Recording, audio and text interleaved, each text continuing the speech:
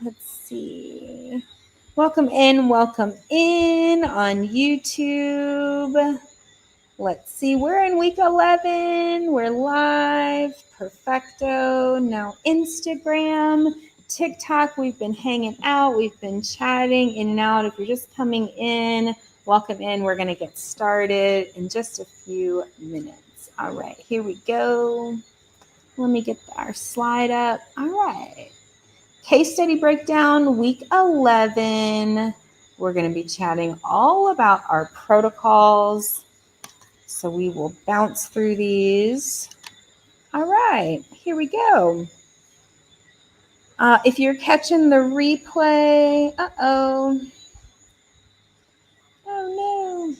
If you're catching the replay, welcome in. And if you're watching us live, all right, cool. So, hey, Avenge, welcome in. Tap the screen, join the live. All right, let me get this camera. Let's see. Cool. Kind of keep them kind of close to each other. All right, cool. So here we go. So we're going to, so this is week 11 of our Intro to Holistic Medicine 2. We are going to be kind of really expanding what a detox protocol is going to look like. We're going to look at clinical reasoning over memorization. So this isn't about just rote memorization. It's about really understanding what's going on. And again, we're going to follow and break down even further that therapeutic order, looking at building your foundation, helping support the drainage pathways, and then deep detoxification. So the final assignment's actually more of like a peer-reviewed assignment. And I actually going to, since this has kind of been self-guided and people are coming at all different times, I actually am going to record a few, like 3 case scenarios for you guys, and you'll pick one for your final assignment, and then we'll walk through that. So, all right. So each case study is going to be verbal, so I'll have them pre-recorded, and I'll put them in your course shell for you. Remember, it's under the learnings tab.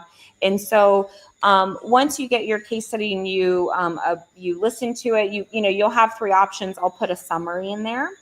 So a written summary, and then also we'll have the audio so you can listen to it as well. It's important to begin to improve your listening, right? Because there's a lot going on. Right.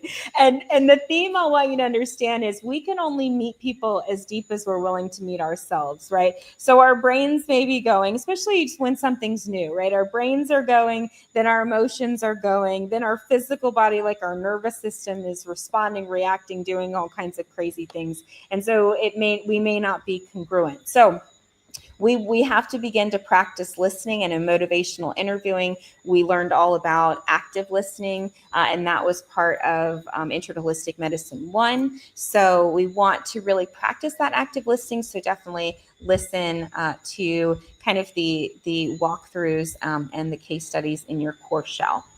All right, so we are going to jump in to some case studies so you can kind of get an idea of what we're talking about. So a case study looks kind of like this. 52-year-old male works at a desk job, minimal movement. So we know that foundational health piece of movement, our 10,000 step markers not being met. We don't know about the food, but our next thing is crave sugar and caffeine dependent. So we know circadian rhythm's probably off. Definitely not sleeping because caffeine in the morning, sugar crashes, blood sugar is probably going to be off there. Complaints of bloating, low libido, skin congestion, and then high cholesterol, diet. We don't know stomach acid, also liver, probably not getting enough nutrients, clogging itself up, creating a dysbiosis or imbalance in intestinal flora in the digestive system, and then that lack of fiber with that high cholesterol. Now, we know that the hormones are, built off of our metabolic state, so that low libido, hormonal, all of our hormones are created within our GI tract. Constipated, bowel movement every 2 to 3 days. So he's definitely contraindicated for detoxification because he's not having 1 to 3 bowel movements per day. And we would know that with our bowel transit time test. So he has a low transit time, low stomach acid. So we would confirm that with that baking soda test. You take a quarter teaspoon, put it in some warm water, drink it in the morning. You want less than or close to is, short of time to burp as possible. 5 minutes is the longest, but I mean, it can go on and on and on. And that helps you know about your stomach acid. We'll look at the acidity, urinary pH, to understand how the mouth is going, alkalinity, as well as urinary pH for antioxidants. And then in this case, mild liver enzyme elevation. So stagnation, right? Not moving. Liver, colon, lymph system. Metabolic overload, we know there's probably some protein deficiency. So we know there's amino acids that are not getting in there, sedentary lifestyle, and a lot of stress. Second case, right? So we are buzzing through our cases. We have several of these to this evening, actually, and wanting to present these to you so that you have a really good overview of what you're going to be experiencing, especially because we're not face to face. And, we're all doing it at different times, different places around the world. It's important to understand just different experiences and the way that we think in holistic medicine versus, what the world thinks we think, right? 41-year-old female, full-time caretaker, so we probably know a lot of stress there. Presents with fatigue, brain fog, sugar cravings, skin eruptions before menses, so we know there's toxicity there. We know there's a lot of emotional stress. Nervous system is definitely in probably more of a fight or flight state, so stagnation.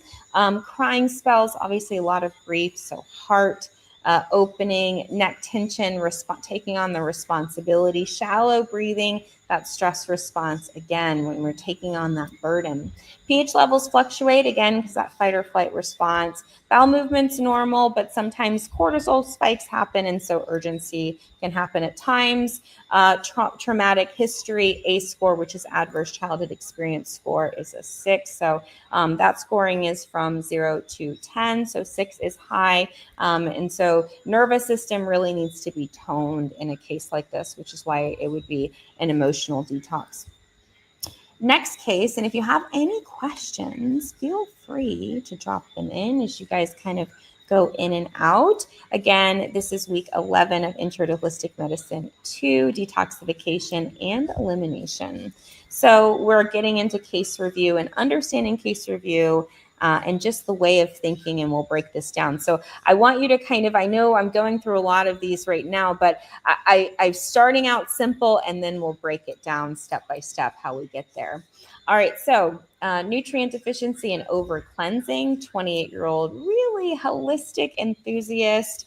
They love to look at videos all online, YouTube, etc., and they're self-treating. So they're doing, a little bit of juice fasting, a little bit of enema, complaining of fatigue, dizziness, pale skin, hair thinning, and then frequent infections. So we know the immune system is compromised. We know that the immune system is just not getting the nutrients that it absolutely needs, especially we're going on all these fad diets up and down with no clinical structure and understanding of how the body actually functions. So definitely makes sense that there would be fatigue, energy loss, dizziness, a lot of times, again, nervous system, but hormonal, think adrenals. So definitely minerals could be an issue there. The pale skin, so that's a lack of circulation. So we would definitely want to maybe do some breath work with this patient as well. And hair thinning, so we know the nutrients are lacking. Very clean eater, probably very restrictive, but really, especially coming in like vegan, vegetarian, understanding the role of protein and amino acids and making sure you're not loading up with fat. And then bowel movements are consistent but loose, so we're moving a little bit slowly, but we'll kind of work that up. Also, too, there's not enough protein. Urinary pH is more in the alkaline state, so remember there was that infection. Low muscle mass because of the amino acid deficiency, and kind of variable mood. Remember, amino acids really run the nervous system, the immune system, hormonal system, etc. So again, we want to address the foundational pieces first. So address that depletion. We don't want to over detox the body. Like that's why we kind of are creating these structures and clinical understanding of detoxification. So we want to build before we detox. And then very gently, we've got to balance this nervous system along with the metabolic system. And so we're working on both aspects of the human being. All right, so case one, metabolic overload, liver, colon, lymph. We need to movement, fiber. Phase two, focus, elimination. Case two, remember lots of emotional stress, caregiver. So liver, nervous system, we want to support that vagal nerve. So cold on the face, maybe on the chest, a lot of deep breathing, humming, etc. And I find like putting that cold pack on the chest right before bed really kind of helps to soothe, doing a little journaling, maybe even some essential oils like the release, a castor oil pack at the same time. So because it's not going to necessarily impact if you put the cold on the chest and then the castor oil, which is warm on the belly. We also want to encourage a lot of movement, right? It's more so yoga and breathing, just so that all the grief doesn't become stagnant, especially in the lungs, because remember we had a low breath rate there. We could even do some biofeedback on the breath using heart rate variability. So we looked at that in Intro to Holistic Medicine 1, and I also teach a whole webinar on that as well. Hey, tapping point. So case three, we reviewed was nutrient depleted, a lot of gut immune. Remember, that's our person that was chronically detoxing and self-treating and all the things. And so we want to add and do a lot of education around protein, the role of amino acids, minerals, and definitely we want to work on draining the system and building things up first before we start doing any other crazy detox programs.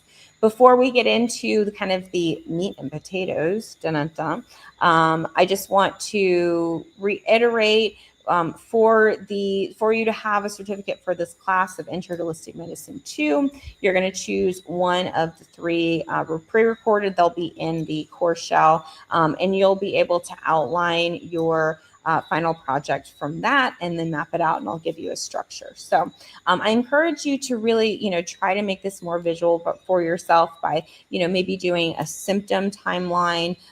There will be a template for you as well, but just something so you can visually see it, use colors, that kind of thing. Really get creative. All right, so now we are going to go into, where is it?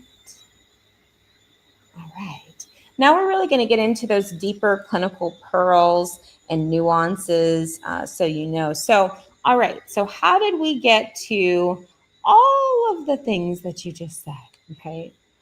All right. So each case is structured as follows. We're going to look at the presenting symptoms. So remember, we're going to use our senses. So we're going to listen. We're going to take notes. We're going to, really be mindful of what we're feeling in our bodies as well, but not to use that too much. And we'll talk about the role of transference and mirroring and all of that. So each case has a structure, and that's also too helpful when we have a container, a clinical container. It's outside of me, outside of you. That way we can keep things, my side, your side, away from each other. And so presenting symptoms, so we're listening for, we're writing, we're engaging with what the person is saying their symptoms are. But we also have our subjective data. So remember those questionnaires we did, nutrient assessment questionnaire, as well as detoxification. So we have the subjective data. So we have face-to-face what they're saying to us, but then we also have the back end when they're just kind of sitting quiet with themselves. So we can look at those two perspectives. And then our objective data, remember pH levels, urinary, salivary, all sorts of metrics that we can look at. Primary detox pathways, we're looking at your phase 1, phase 2, liver detoxification, and then those secondary considerations like your emotions, your hormones, your lymph, that sort of thing. Detox tools, we then worked on understanding which tools we use for detoxification. So we went over different modalities and different herbal protocols for that. And then we began to structure our timeline. So it's all starting to come together week 11 in our Intro to Holistic Medicine 2 class. So again, we break this down. We're going to assess. We're going to identify those pathways. We're going to pick out the tools we're going to use, and then finally review the timeline. So let's go into a more nuanced, deeper understanding of case review. All right. So in that same framework and in that template, we look at our presenting symptoms. So stagnant professional. So it's a professional that's not moving, that feels kind of stuck in whatever role that they may be. So bloating, fatigue, skin congestion, high cholesterol, low libido, constipation, right? 52-year-old male, sedentary, heavy coffee use. Remember, we talked about this, long work hours, low movement. And then we had our objective data. So we break down, right? Low stomach acid, urinary, elevated liver enzymes. Then our primary detox pathways are activated, liver as well as the colon. And then the secondary, the lymph, remember, stagnation, blood sugar dysregulation as well. And then as we're looking even deeper, the detox tools, we're going to go for diet, naturally bitters, but we're also going to make sure that we're nourishing the body with clean amino acids. We're giving some coping tools. I know a lot with men. Physical movement can help. So perhaps setting a goal in terms of using steps on your phone or Apple Watch or Fitbit, which syncs nicely with our Holistic Life app. And so from there, we're setting goals of maybe 1,000 steps at first, maybe then 3,000, and then getting up to 5, and then even up to 10,000 steps per day. Our proposed timeline, remember, low and slow. We're going to be nice and relaxed. So first couple weeks is all about building our foundation. So our hydration, fat and our protein, as well as our movement of our bodies, because we want to get that stagnation moving. And then week 3 to 4, we focus on those drainage pathways. So liver, gut, and lymph. And then week 4, we go deeper with herbs, as well as different tinctures and binders and nutrients. Oh my. All right. So the over cleanser, remember her. She absolutely loves every single detox video she finds. No. Let me get my right slide there. No. Okay, there we go. Okay, so with the over cleanse, remember, we went over that initial and now we break it down even more. So those presenting symptoms, venous, right? And then the excessive cleansing, subjective data, 23, regular females, juices daily, afraid of toxins. And this we got again from our subjective and objective data. We have those numbers as well. We can break that down even more. We'll get more into that on Saturday's class. And then objective data, we look at her pH levels, her muscle mass, which can be tracked pretty easily with a scale, and then loose stools, so we can track her bowel movements with the Bristol stool test, and then poor sleep. Remember, sleep is structured in terms of falling asleep, staying asleep, and then waking up rested. Also, too, with Apple Health, you can monitor your sleep, and then there's things like an Aura Ring that you can also utilize too. All right, so secondary considerations, nervous system. Obviously, there's a lot of electrolyte balances as well and nutrient depletions. So we really want to make sure that we get lots of minerals. Remember, detoxification takes out the good with the bad. And so we don't want to be over cleansing and over detoxifying. Digestive bitters to help soothe, and even I would say some glutamine, some aloe vera also can be really helpful. Soups and stews, because you can get a lot of nutrient dense in there, and really building first. So as we, in our first couple weeks in our timeline, we are going to make sure all our nutrients are getting back into the system. We're going to start we're going to stop any additional cleansing practices because we need to build the body back up, really build the body's ability to digest and assimilate food and nutrients. And then we use some gentle binders, but nothing crazy for that. All right, so our next case. Now we're kind of going deeper. These are some new cases that we're going to look at. Fight or flight chaos. So these are patients that come in like a little tornado. And so they have chronic overwhelm. They're really anxious, inconsistent with their eating, scattered thinking here, there, not following clear directions, sometimes poor hygiene just because of all the ups and downs. So again, that fight or flight response. 38-year-old entrepreneur. They're tired but wired. They're probably circadian rhythm is really off, so we know the vagal nerve is going to need some work. Doesn't follow through on tasks and kind of is more erratic. And so our objective data, we're skipping meals, not necessarily being consistent with that. Irregular heart rate, so the heart rate's all over the place. And then erratic sleep-wake cycles, all different times, and then chronic dehydration. So we need to bring everything, relax everything, and ground everything down. Some of our tools that we use, 3 meals a day, as we're building that up.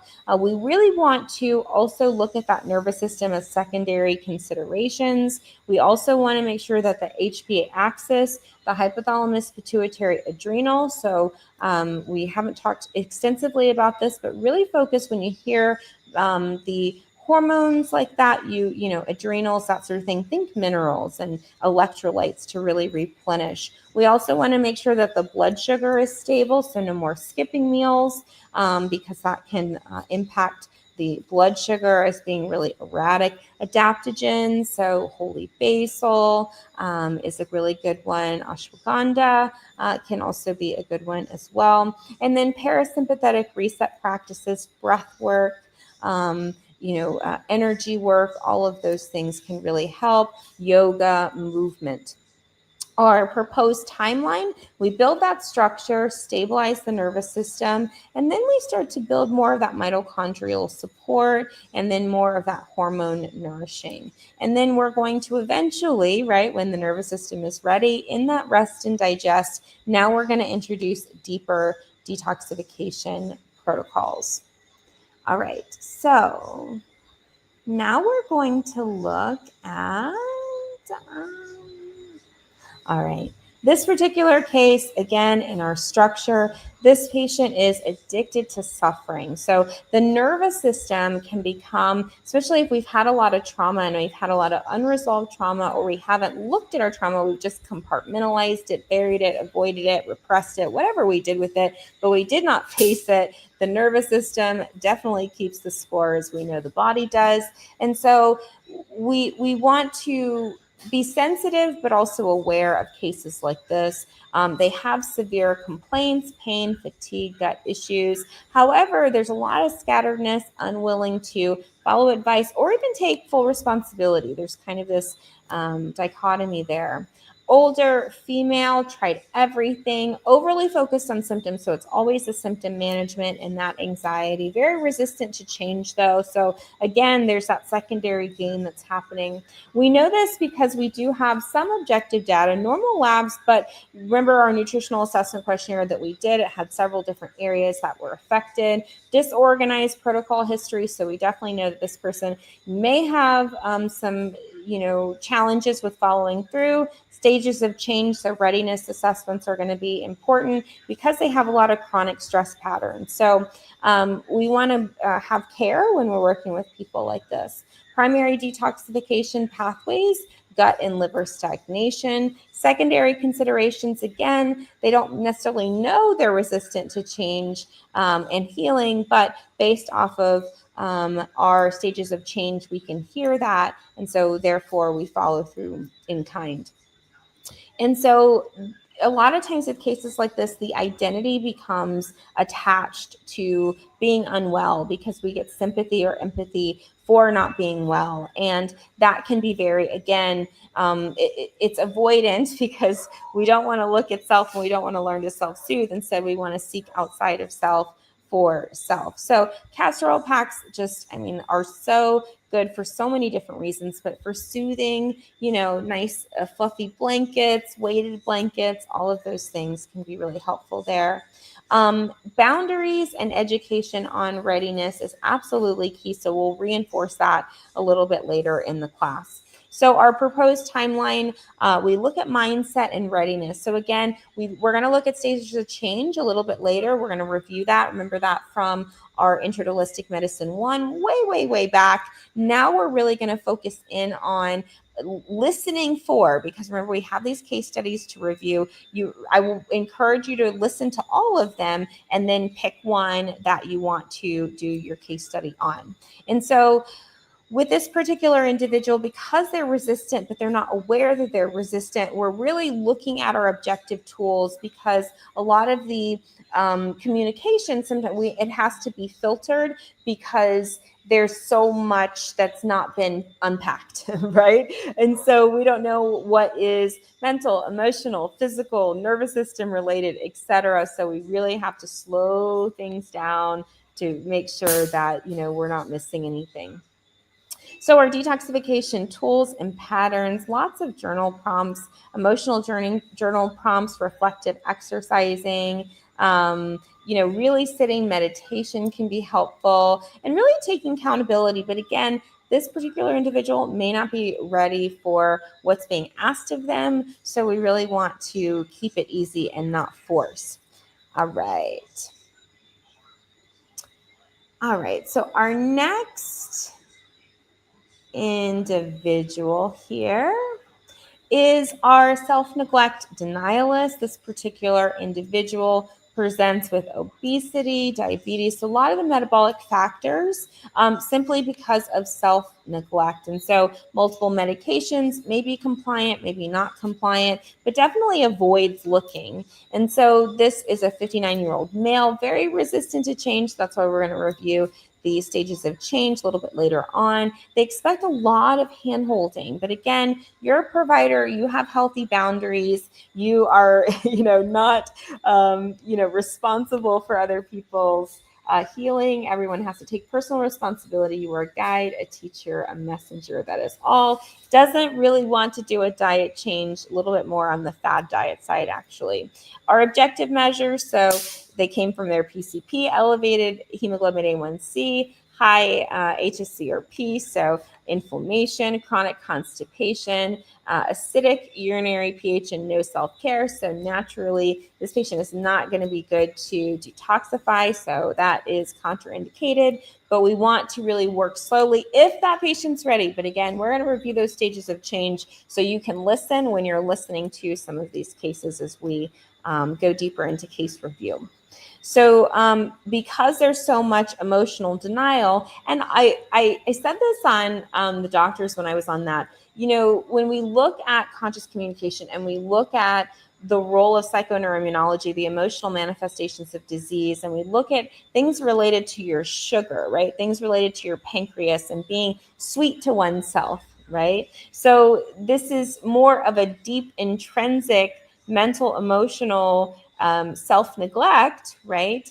And unfortunately, the longer that these things go unaddressed or unlooked at or unpacked, they get worse. It's kind of like, sweeping things under the rug, eventually it's going to build up and not be able to be avoided any longer. And so we want to, again, be in this framework of preventing things and slowing things down before they become these big problems. Now, of course, there are definitely nuances. Healthcare is not, healthcare is very complicated. So there are many different people with many different health stories and different health experiences. So it's important to understand I'm giving a case study framework, and these are good to kind of peel the layers back and look at a structure behind your case rather than looking at it from an emotional perspective. Okay, so definitely making sure that the blood sugar is stable. Remember, the blood sugar and adrenals, they really need that stability and that support. We are going to really focus on our motivational interviewing techniques. So a lot of active listening, because we're going to listen for if there's any desire for even a group accountability. They may maybe not be a candidate for one-on-one, but they may be willing to join a group. Definitely getting some high fiber smoothies, especially if it's the summertime, because they may want to eat that. And we want to really work on getting the stool, getting that cholesterol down, getting some of those other metabolic factors down. Foot soaks can also be really relaxing, not necessarily relating to anything, but just trying to, kind of calm everything down and soothe. Same thing with humor and, going for walks and being in nature. All of these things can really have an impact. So again, our proposed timeline, we're on a 4-week.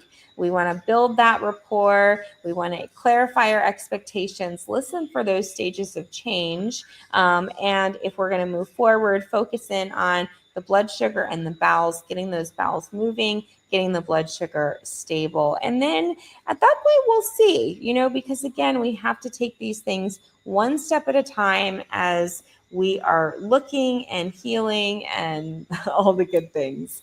So again, remember that this is all about your inner work. You can only meet people as deep as you're willing to meet yourself.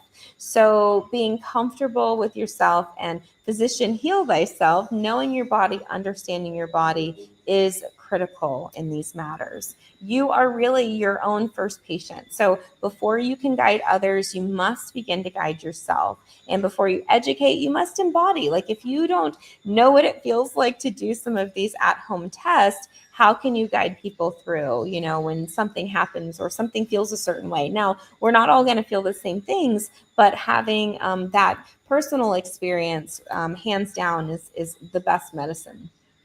Before you inspire, you absolutely must practice. And remember, this is not about perfection. So wherever you join the holistic health journey is perfect, but you're expected to be practiced, right? So no matter how many times you keep falling down, you want to make sure that you get back up. And that way you learn something about yourself, but then you're able to educate and share with your clients, patients, your family, and friends. So learning your own body is your true curriculum. That's why I loved massage therapy so much, because it really gets you very intimate with your body, and you really get to start to feel your body and, understand even more so how it works. It really comes to life off of a page.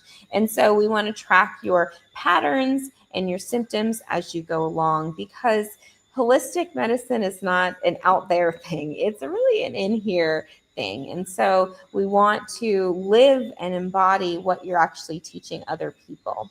And that helps to create inner peace. So, all right.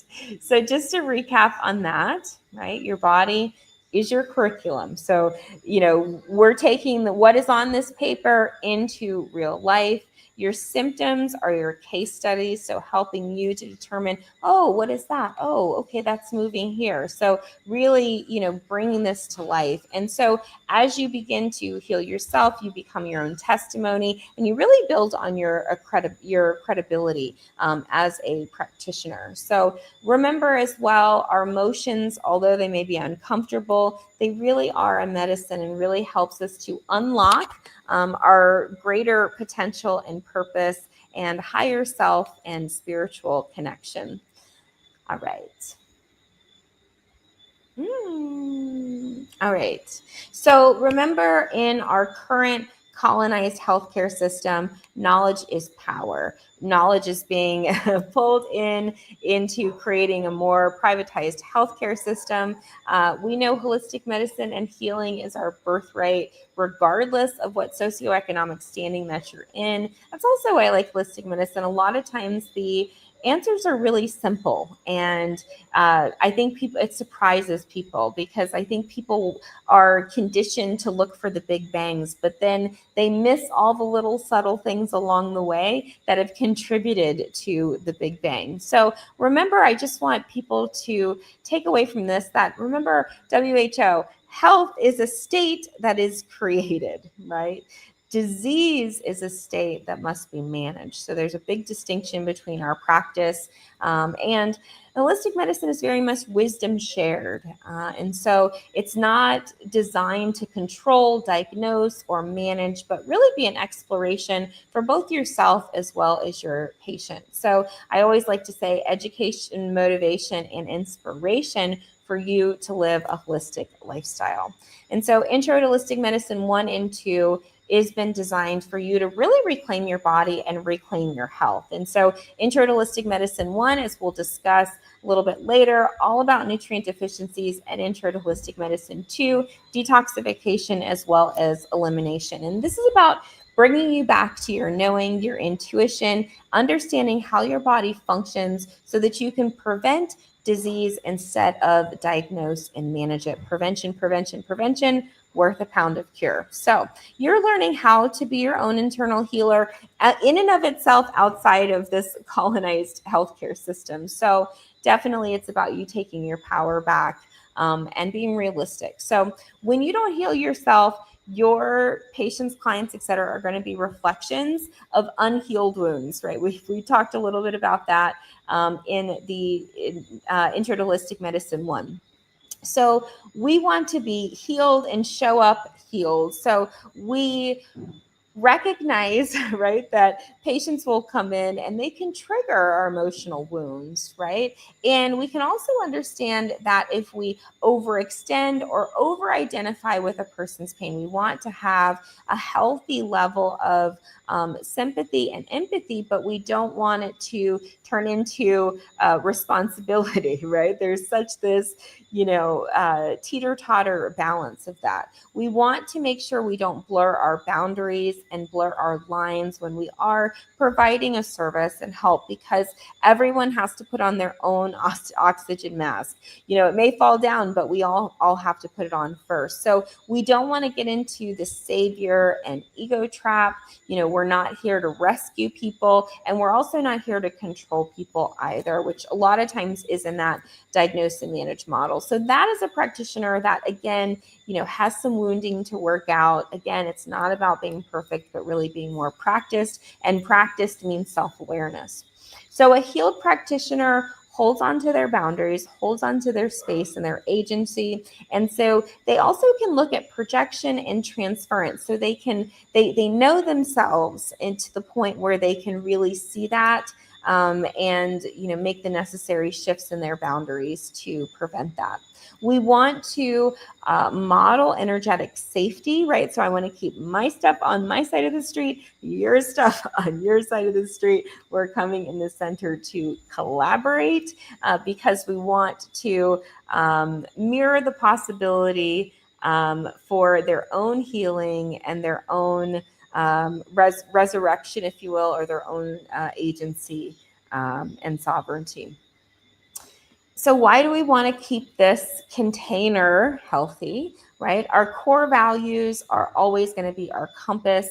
When we're working with patients, we will talk about core values in future programming. And so our inner environment is our sacred space. That's where we come back to no matter what. You are born into this world in your body, and you will leave out of this world in your body. And so coming home to your internal environment where you can really channel your healing instead of operating from fear and lack and disorganization and trauma and all of the craziness, but actually be more regulated. So when we're looking at, healing on a mental, emotional, spiritual level, we're looking at emotional regulation, nervous system regulation, and that builds mental clarity. And as we begin to allow ourselves to mentally and emotionally connect, so we're looking at our thoughts, we're looking at our conscious mind, subconscious mind, we're looking at our experiences, perceptions, those experiences, beliefs, and core beliefs. We're looking at our defense mechanisms. We're looking how our defense mechanisms create these fight or flight responses. We look at fight, flight, freeze, or fawn. We look at all of that dynamic, and we're willing to do the work. We're willing to face our emotional wounding, whatever that may be, happy, sad, mad, glad, etc. I used to have emotion cards in my practice, in a holistic family practice, and just teaching people, and children especially, about their emotions and giving them that language and giving people permission. Most people were never given permission to feel. I know that sounds crazy, and so having that validation, because once you unlock that emotional state, it really helps open up your spirituality, your connection, your purpose. So we want to connect with your purpose, and so you can, again, have that safe internal environment that you come back to. All right. So less ego, more channel. So ego is our defense mechanisms, logic, voice, reason, decision making, gets its marching orders from our subconscious mind, which has all kinds of storage stuff in there. And we're going to slowly begin to unpack that. Best thing is to stay present, right? So if we're in the past, we are depressed. If we're in the future, we're anxious. If we're in the present, we are Zen. So it's about a practice of being engaged in meditation can really help with that. Also, being receptive to the world around you, looking at the world almost from this mirror lens. What is this world teaching me? What is it mirroring back to me? And being humble, but not in the way that you think. It's not about shrinking yourself as much as it's about not needing to prove, not needing to, you getting to choose when you go big and when you go small, and how you show up. You get to choose that, right? There's no external expectation because you detach and eliminate any sort of need for that. So emotionally clearing is when you become that channel, not the savior, not the fixer, not the know-it-all, not all those other defense mechanisms that you may pick up, but you truly come from a space of knowing, right, and clarity. So just some gentle reminders before we finish on up. The way you show up for yourself every single day is how you're going to show up for others. And the way you treat your body, of course, sets the tone for how others treat theirs, especially as the role of a provider. So you want to do the work, you want to live your truth, be the example, and teach from that inside out perspective. So it's not what's going on out here, it's what's going on in here.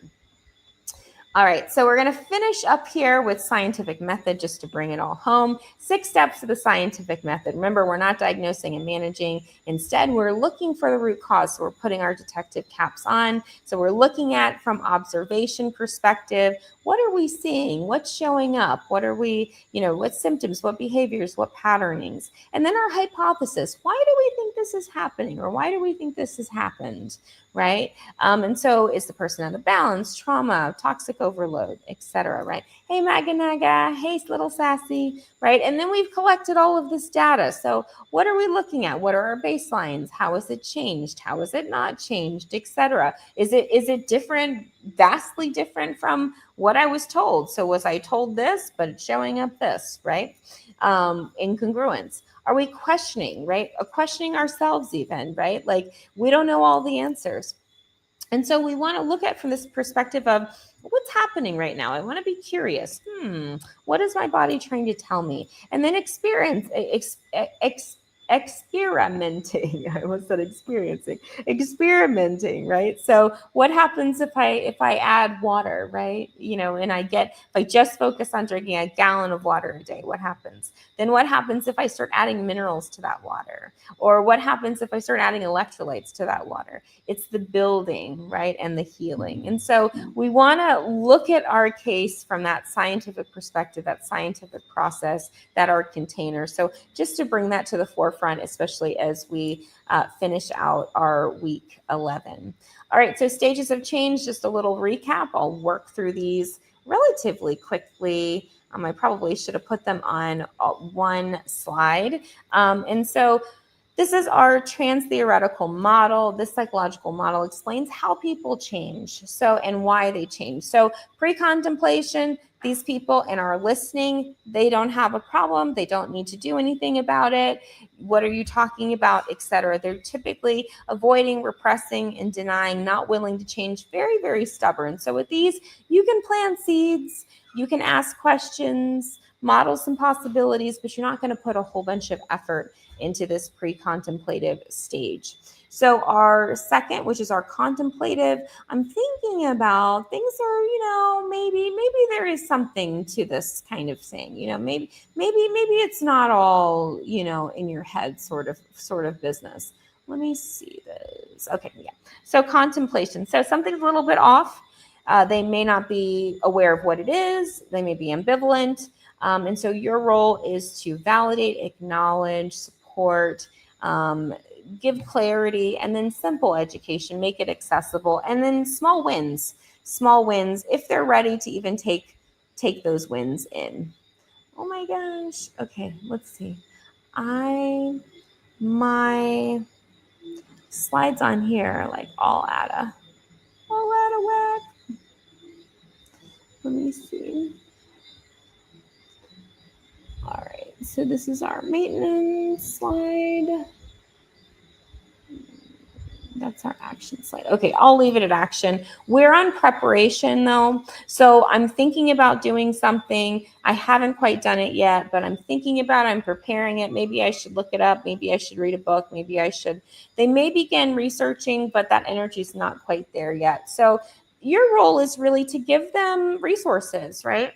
And not go crazy, but just give them access, realistic goals, support. What are you really, maybe it's an ebook, maybe it's, a lab review, maybe it's, just something, right, that they are able to look at, a YouTube video, etc. And then our action mode. So now they've collected enough data. They're ready to go. What do I need to do? What are my steps? And they're actively making those changes. So they're not just saying it. They don't just have a plan, because that's more contemplative. Now they have moved from the thinking about it to the doing it. So they're really moving that and trying new routines. So what we want to do with these individuals is provide structure, accountability, and like I was saying, those quick wins, so that, they get inspiration and continue to move forward. So then that wraps it down to our maintenancing phase, before our relapse. I'll just leave the relapse up on TikTok. So maintenancing, they're sticking through it. They're cruising. Everything's going good. They're integrating new habits, stabilizing. And so you want to prevent relapse by providing that structure for them and refining their systems, right? So many words that sound the same, and celebrate growth. So we want to make sure that we give a lot of encouragement, feedback. That's why we do readiness assessments in our practice as well. And so we may do a little bit of that on Saturday. We'll see. All right, so naturally there's going to be a relapse. It says optional, but a lot of times there is some level of relapse, whether it's, I just am too exhausted tonight, I'm going to order food out, or it could be simple of, I said I'm going to drink a gallon of water and I didn't follow through, right? So we want to look at and reframe out failure. Failure is just a breakdown of performance. It's feedback for us, letting us know that the system of execution didn't really work. So we want to normalize it. It's just data. It's no big deal. It's not a character indictment. We don't want to go into deep levels of shame and sadness and disappointment. If that happens, it's natural for that to happen, but not necessary. So we want to be, just mindful of making it easier on ourselves. I think so often we want to make it, more difficult on ourselves based off of our conditioning, but it doesn't have to be difficult. It can actually be really a joy. Let me see. These slides are so out of alignment. I cannot even believe how out of sorts these are. All right. I'll just leave that up. Okay, so when we put it all together, right, the science is where we're tracking the symptoms, we're forming our hypothesis and our scientific method, we're looking at our interventions and we're adjusting our protocols. And then behaviorally, we're understanding our motivation, looking at our readiness, meeting people where they're at and providing them that little bit of resource. You never know what small thing you do can have a big impact. And always you want to guide with compassion, with understanding, with love, with support. And so make sure that as you are a provider, you're observing without judgment, you're detaching, right? You're offering choices, informed consent. You're not controlling, and my way is the only way, etc. You're able to move within the confounds and structure of the scientific method. Now, you're not willing to abandon that or abandon your scope of practice. That's a different conversation. And it's all about giving people the information. I'm going to lead them to water. I'm not going to drink for them. And so we want to guide them and give them lots of opportunity. But again, if they're resistant, they're not necessarily, so if they're in pre-contemplative phase, you're not going to get anywhere. So it's all in the listening, especially in the consultation. So we do not diagnose or need a diagnosis to heal. I'm going to say that one more time. We do not need a diagnosis to heal. I know a lot of times people think that, oh, what I'm going to do is I'm going to go to the medical doctor, allopathic doctor first, get a diagnosis from them, and then take it to a holistic provider. So why this doesn't work?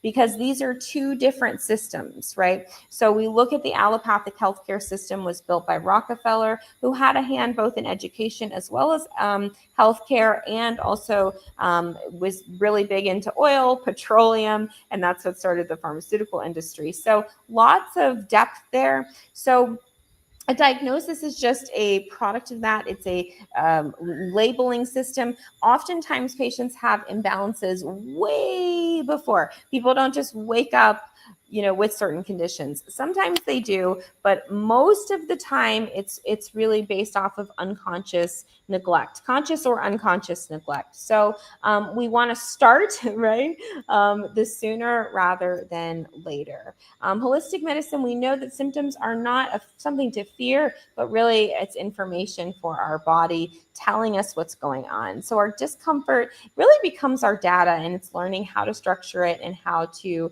identify what our bodies are trying to tell us.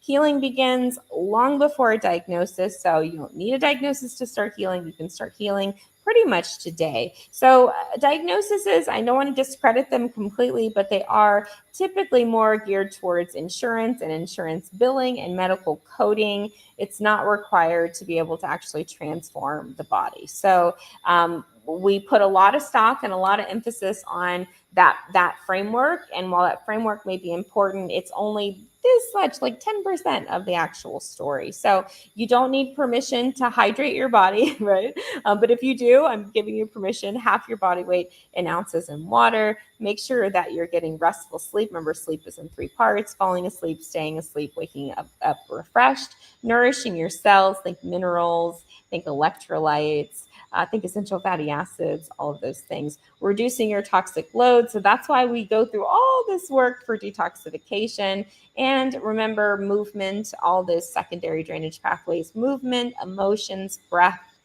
lymph system. We want to get all of that stuff. So remember, we don't need a diagnosis for beginning to see the power of just these really subtle things. I think, again, we're so conditioned to look for the big things that we're always missing these very important, subtle aspects of healing.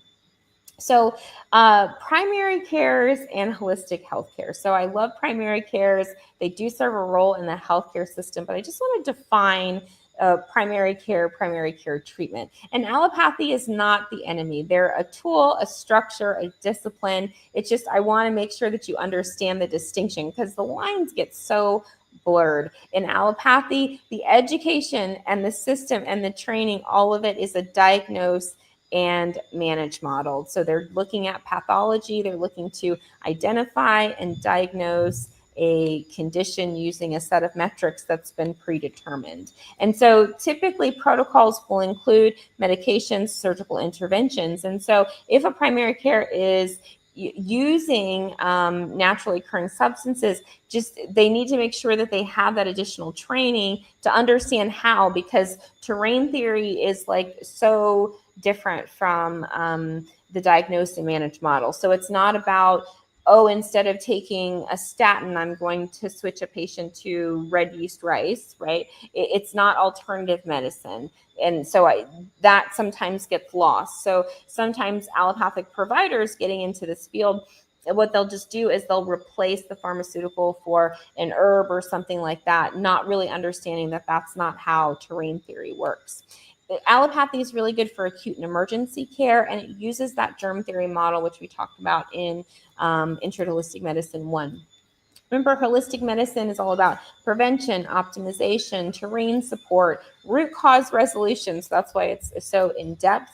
And it really helps with prevention of chronic disease and also reversing chronic disease as a lifestyle correction. So again, when we talk about lifestyle related diseases, which is a driver in our healthcare system, we look at our modifiable factors, things that we have control for. Now, it doesn't take into consideration access and systemic issues. It's just looking at, what can I do just a little bit more, maybe 10% from yesterday. Now, everybody's breathing, hopefully.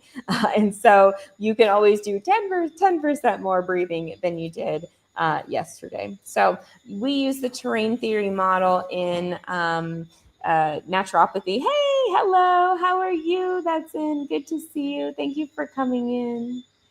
Please feel free to ask any questions that you have. I'm finishing up on our class intro to holistic medicine. Oh, thank you.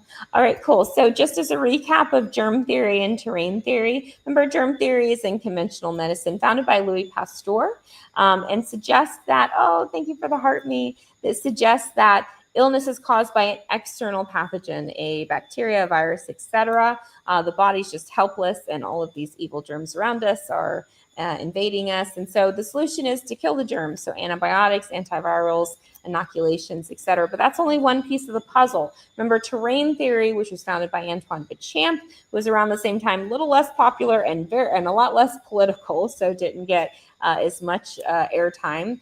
And so he suggested that illness occurs when that internal terrain begins to break down. So as the body breaks down in nutrients, begins to accumulate more toxins, the body comes off of balance and then disease develops. So the solution, as he determined, and many, many others, Bruce Lipton and several different other people in epigenetics, even on that level, understand that it's about your system and the terrain. So how you're taking care of your body is going to determine what you get out of your body. So clean food, water, rest, emotional clarity. So the germ is nothing. The terrain is everything. So the body, and that was from Béchamp. So the body, if the immune system is strong when it's exposed to these things, what is it going to do? It's going to fight back. So public health is public safety, public hygiene, etc. So germ theory isn't wrong. It's just incomplete. These work together as a team. So it's not us against them. It's looking at how can we strengthen the immune system? And then in certain instances, what do we need to do from there if other things occur? So I wanted to just kind of reference in space and time because, history is upon us and wanted to close out with some final thoughts about this. Hold on one second. Yeah, these are like so out of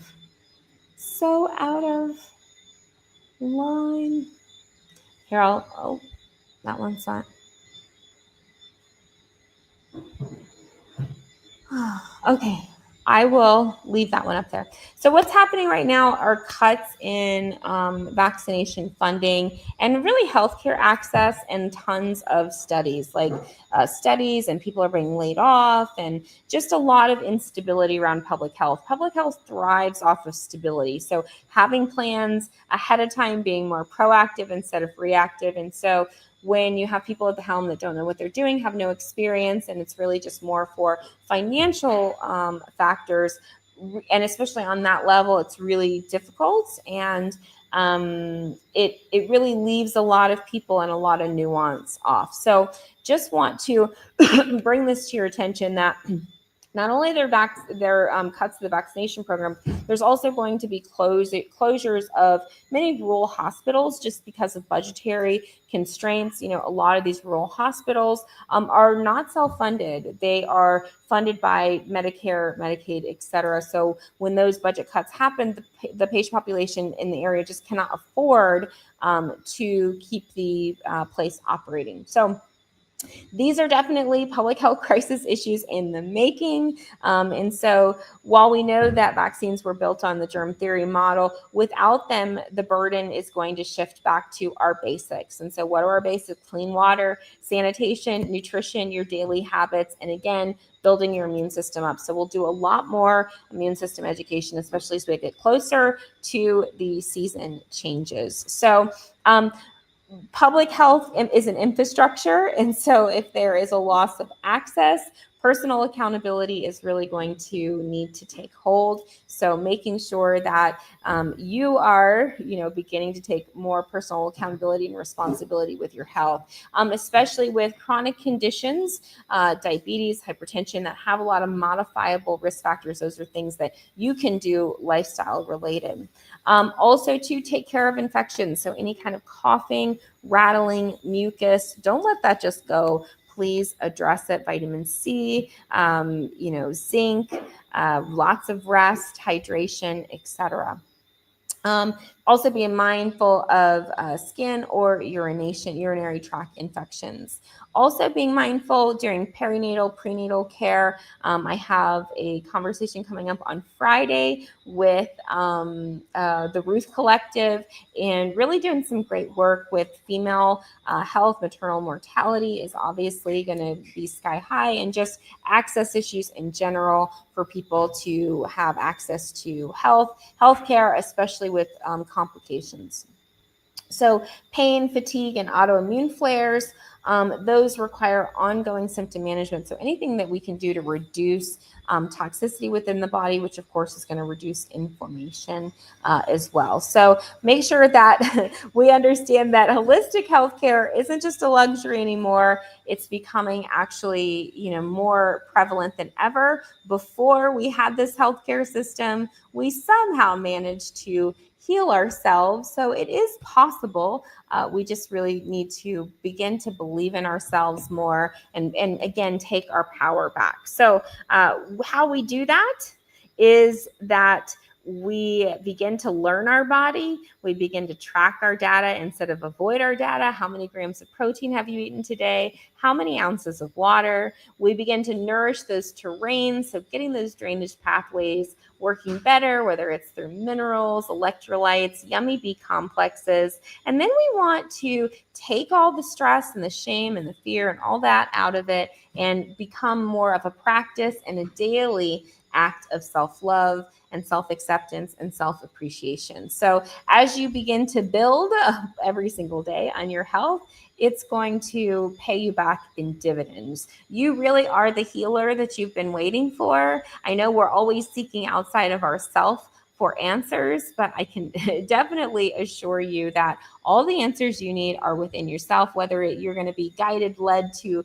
the right provider, the right treatment, the right understanding, etc. Just know when all else fails, you will be led. So knowing how your body works is an important part of that. Recognizing early warning signs, not ignoring it. Oh, it's no big deal. Not understanding it, not disassociating, not disconnecting, but really being present so that you can support your terrain daily, understanding what things you need to do. Oh, I need to build up my stomach acid, so I'm going to take some apple cider vinegar before my meals. Oh, I really need to, I've been eating too much fat lately, so I need to lower my fat intake, and I need to take some lipase enzymes in order to digest the fats better. That sort of thing. So as you avoid unnecessary diseases through prevention. So prevention, we get out of the reactivity and more in the proactivity. And so this requires systemic changes across the board, consciousness changes. This is really your foundational health. Like I was saying to you before, we often neglect our foundational health, and then we look to all sorts of places to save us, rescue us, etc. And that's not going to work. So that concludes our Intro to Holistic Medicine Week 11 Wednesday, we are scrolling down. And so if you are not familiar with our class, or you're just joining in or popping in or whatever, this is week 11 of Intro to Holistic Medicine 2. This is a self-guided class. You can go back and listen to it as many times as you need. Click the link in the bio, scroll down, and you can register. And in Intro to Holistic Medicine 1, which was 12 weeks, and then Intro to Holistic Medicine 2, which is 12 weeks, we're in week 11 of Intro to Holistic Medicine 2. We go over how to build the body up. We understand the foundations of healing. We understand how the body was designed to heal, and we build from there. And so even if you just dropped in, you're like, what is she talking about? We've been on a long journey together, and one that you can also go on as well.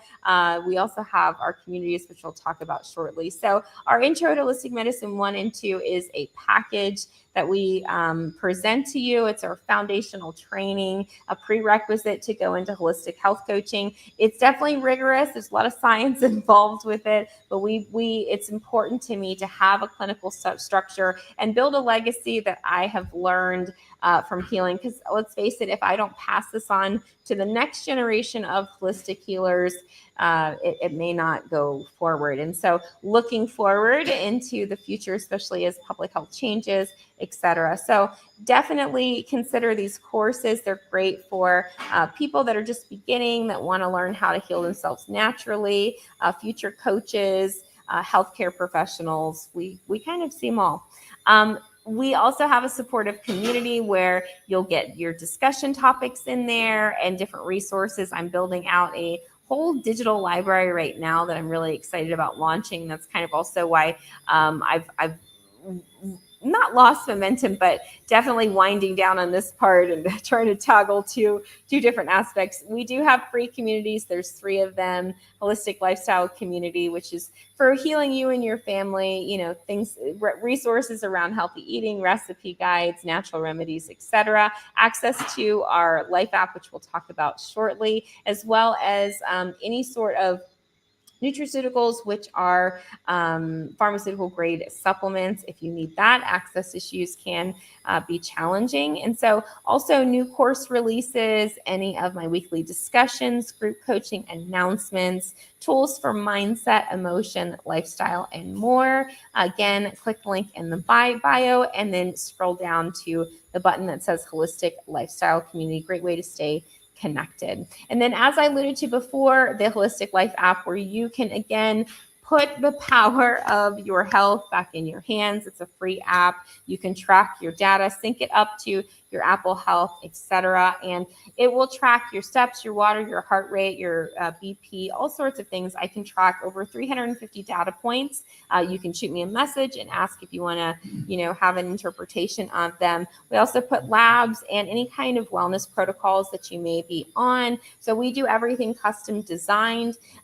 Nothing is this cookie cutter approach for anybody. I've been doing this for a long, long time, taking massive amounts of data and organizing it into organized, pretty beautiful, functional, structured execution. So lots of checklists and pretty pictures. So we look at all of your data so that we can monitor them. And then you also have downloadable things too that you can just check off. And sometimes people are tangible, they're more tactile, they need the paper. So we have a little bit of both. We have the digital to help with that because it's better for just the collection of it all, right? But then also we still have those hard copies for the people that are holding on for dear life. So, all right, wonderful. Well, that concludes our class today in Intro to Holistic Medicine 2,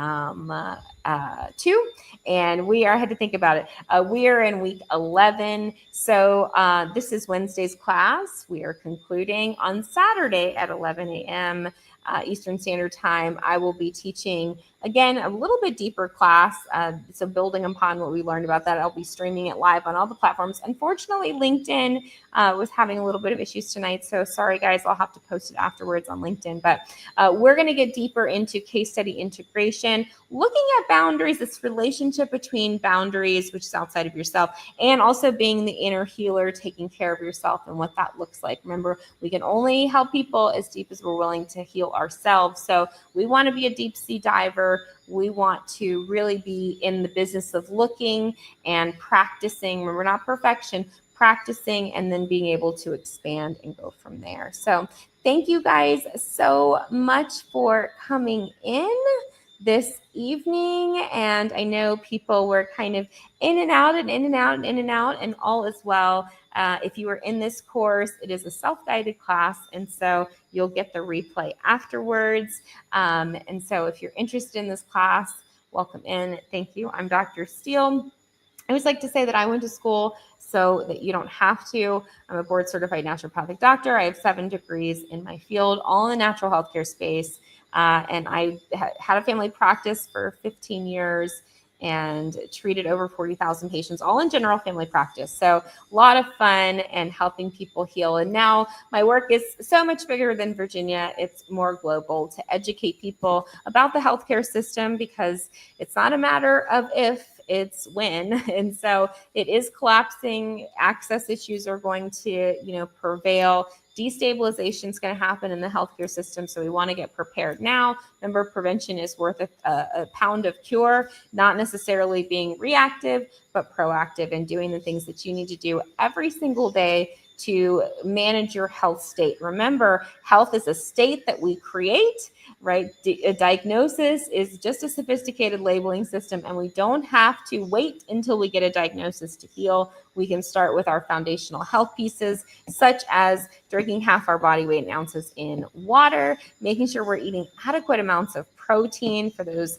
rich amino acids, make sure we're breaking down those proteins, making sure that we're digesting and assimilating to get all the nutrients and energy that our liver needs, that our small intestines need, that really all of our organs need in order to keep going. And we keep our gut microbiology, which is an incredible instrument for our nervous system chemicals and our hormones, the chemicals for that, as well as our immune system. And so that digestive system really is so important for us to be able to fully heal ourselves. And so in a holistic and natural way. So all right. Well, that concludes our Wednesday's class. If I see you on the replay, I hope you enjoyed the class. And if you have any questions, feel free to drop them in the comments, like, share, and subscribe, and do all the great things. Thank you and have a good evening.